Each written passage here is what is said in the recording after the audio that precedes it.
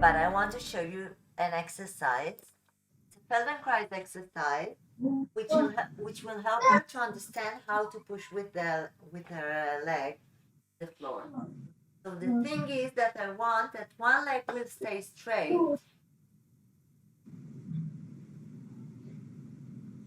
like this.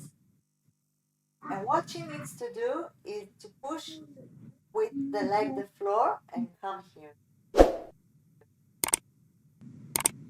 Okay?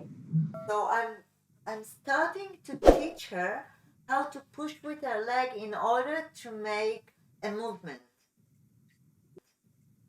So it will be once with the right leg. I will show you now with the other leg as well.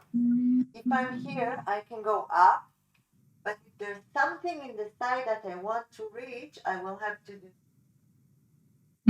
I want her to learn how to push the floor by herself. I want her to do this. And what I want her to achieve is the ability of doing this. Up and push the floor and go back.